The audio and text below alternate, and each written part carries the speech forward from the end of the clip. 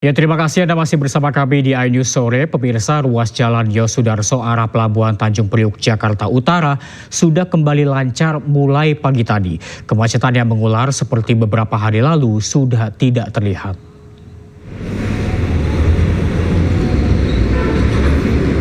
Meski demikian, masih terlihat ada sejumlah truk kontainer yang melintas menuju ke arah Pelabuhan Tanjung Priok.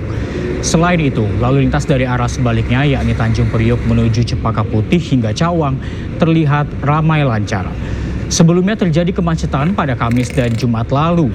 Kemacetan mengular terjadi di Jalan Yosudarso menuju ke arah pelabuhan. Ratusan kendaraan tak bisa bergerak selama lebih dari 3 jam. Kemacetan disebabkan oleh penambahan volume bongkar muat di Pelabuhan New Priok Container Terminal 1. Selain itu, Pelabuhan NCPT 1 memiliki kapasitas bongkar muat 2.500 kontainer per hari. Tetapi pada Kamis lalu, volume bongkar muat meningkat 2 kali lipat.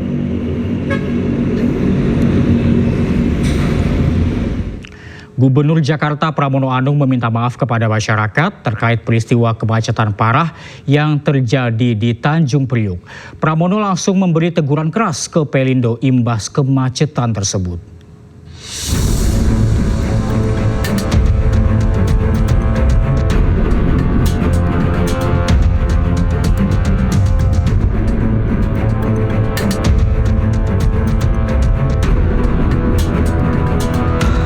Gubernur Jakarta Pramono Anung meminta maaf kepada masyarakat terkait peristiwa kemacetan parah yang terjadi di Tanjung Priok. Pramono mengaku bertanggung jawab atas kemacetan tersebut meskipun tidak ada kaitannya dengan pemerintah Provinsi Jakarta. Permintaan maaf disampaikan Pramono usai bersepeda bersama ratusan masyarakat di Balai Kota Sabtu pagi.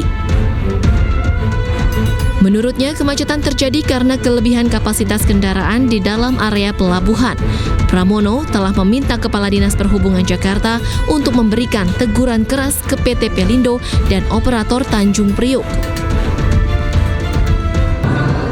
Peristiwa yang terjadi di Tanjung Priok ini sungguh membuat saya resah. Untuk itu secara khusus saya ingin menyampaikan permohonan maaf sebesar-besarnya. Walaupun sebenarnya tidak ada hubungannya sama sekali dengan pemerintah Jakarta. Yang terjadi di dalam Tanjung Priok untuk muatannya yang harusnya 2.500 truk per hari, kemarin itu dipaksakan untuk menjadi 4.000 truk per hari. Sehingga mengalami jam dan akhirnya saya juga baru tahu tadi pagi dari Kepala Dinas Perhubungan bukan lagi 4.000 tetapi menjadi 7.000 truk per hari. Ini menunjukkan bahwa ketidakprofesionalan pengelola yang ada di Tanjung Priok. Untuk itu saya sudah meminta kepada Kepala Dinas Perhubungan untuk memberikan teguran sekeras-kerasnya. Karena sudah 3 hari kemacetan ini nggak boleh terjadi kembali. Dan Pelindo secara terbuka sudah meminta maaf baik kepada pemerintah Jakarta yang terkena akses dari hal tersebut maupun kepada masyarakat. Tetapi apapun karena ini terjadi di Jakarta, sebagai Gubernur Jakarta saya bertanggung jawab dan memohon maaf atas kejadian tersebut dan tidak boleh terjadi kembali. Bahkan tadi saya sudah sampaikan kepada Kepala Dinas Perhubungan, kalau diperlukan saya akan berkirim surat kepada Pelindo untuk memberikan peringatan sekeras-kerasnya atau cukup dengan Kepala Dinas, dan yang penting ini tidak boleh terjadi kembali. Pramono berharap peristiwa serupa tak terulang kembali karena telah merugikan masyarakat. Dari Jakarta, Syahreza Zanski, Pandu Priyo, iNews melaporkan. Lalu bagaimana dengan kondisi terkini di kawasan Tanjung Priok, Jakarta Utara? Kita sudah terhubung dengan rekan Hamzah Hasibuan. Selamat sore, Hamzah. Apakah masih terjadi kemacetan pada sore ini? Ya, selamat sore Reza dan juga pemirsa. Saat ini arus lalu lintas di Jalan Yosudarso yang mengarah ke arah Pelabuhan Tanjung Priok ini terpantau ramai lancar. Sejak siang tadi kami melihat tidak ada kemacetan yang mengular terjadi baik dari kendaraan pribadi maupun dari truk peti kemas yang nantinya akan berangkat dan masuk menuju ke arah Pelabuhan Tanjung Priok. Ini berbeda dengan hari-hari kemarin, di mana diduga kemacetan sempat terjadi sejak hari Rabu 16 April 2025 kemarin hingga puncaknya ini terjadi pada hari Kamis dan berlanjut hingga hari Jumat 18 April 2025.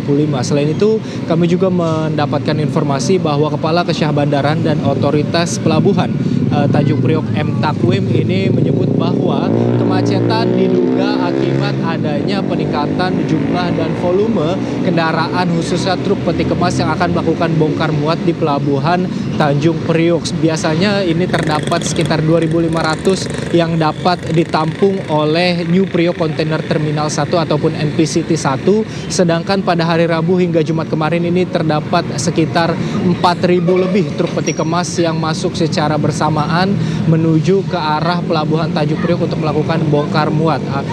Padatnya aktivitas bongkar muat ini diduga akibat adanya jadwal yang berbarengan dari beberapa perusahaan logistik yang mengejar target akibat adanya libur lebaran yang berlangsung sejak 24 Maret hingga 8 April lalu dan disusul dengan libur panjang yang terjadi pada hari Jumat kemarin yaitu 18 April hingga 20 April 2025 mendatang. Selain itu, kemacetan ini juga mengakibatkan adanya banyak titik-titik yang menjadi kendaraan terhambat. Salah satunya yaitu Yosur Darso, Marunda, Enggano, Pelumpang dan juga bahkan di akses tol Wiyoto Wiono yang mencapai 15 km panjangnya kemacetan. Selain itu, kepolisian dan juga PT Pelabuhan Indonesia ini berkoordinasi sebelumnya untuk mengurai kemacetan dengan memberlakukan pembukaan gratis gate dan juga terlihat saat ini sudah kembali lancar di Jalan Tanjung Priok. Sementara itu, Reza.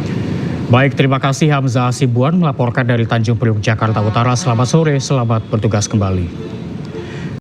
Dan pemirsa, kita ke informasi lainnya. Pelaksanaan pemungutan suara untuk pemilihan suara ulang pada Pilkada Kabupaten Serang dan Gorontalo Utara hari ini mulai dilakukan oleh Komisi Pemilihan Umum.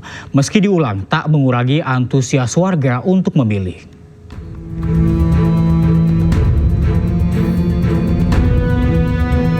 Komisi Pemilihan Umum Kabupaten Serang hari ini mulai melakukan pelaksanaan pemungutan suara ulang pada Pilkada Kabupaten Serang.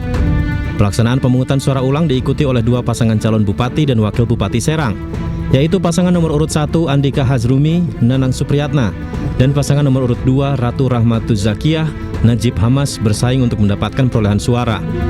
Pelaksanaan pemungutan suara ulang dengan jumlah daftar pemilih tetap sebanyak 1.225.871 dengan jumlah tempat pemungutan suara sebanyak 2.355 yang tersebar di 326 desa se-Kabupaten Serang.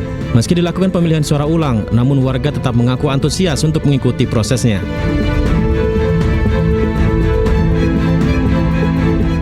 Lumayan rame sih ya, udah pada mau nyoblos pagi hari ini.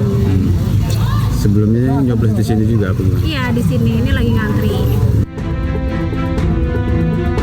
Sementara itu, Ketua KPU Kabupaten Serang Muhammad Nasehudin mengatakan pada pelaksanaan pemungutan suara ulang ini optimis partisipasi meningkat karena pihaknya sudah melakukan sosialisasi secara masif dan maksimal. Alhamdulillah semuanya berjalan dengan lancar dan hari ini kita bersama tim melakukan monitoring memastikan kegiatan yang berlangsung dengan baik dan sesuai dengan peraturan yang sebagaimana telah ditetapkan gitu. Sejauh ini ada kendala-kendala, Pak? Ya alhamdulillah ada sih kendala tapi semuanya sudah diselesaikan. Misalnya kaitan dengan pemilih kan harus bawa KTP tuh, maka dijelaskan dan semuanya memahami dan akhirnya bisa diselesaikan gitu. Dengan pelaksanaan pemungutan suara ulang hingga sampai penghitungan perolehan suara, pihaknya menghimbau kepada semua lapisan masyarakat dapat menjaga keamanan dan ketertiban selama berlangsungnya PSU hingga penghitungan perolehan suara.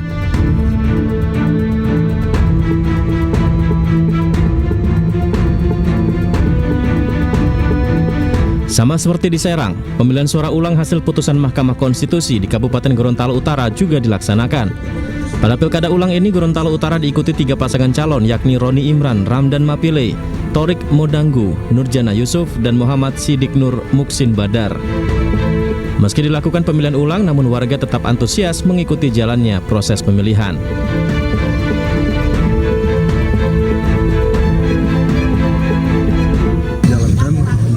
Masyarakat itu memang luar biasa.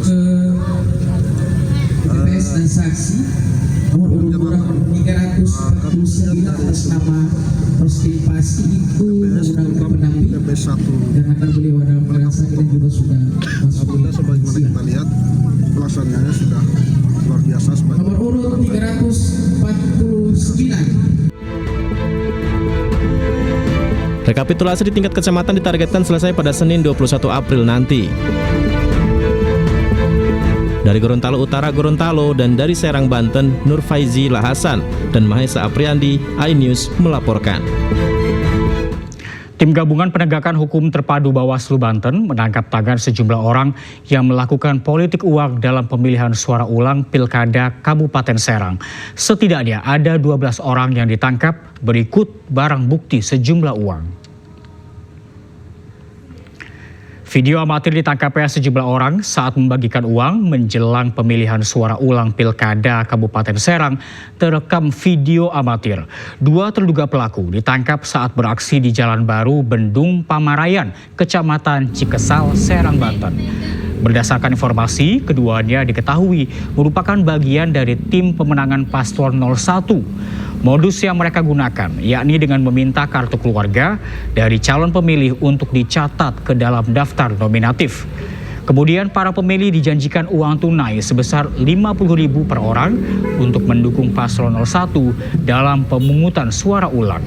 Setidaknya ada 12 orang yang ditangkap Gakumdu Bawaslu Banten, berikut barang bukti sejumlah uang. Bawaslu sendiri kebetulan masih dalam berproses ya, keterangan informasi ada 12 yang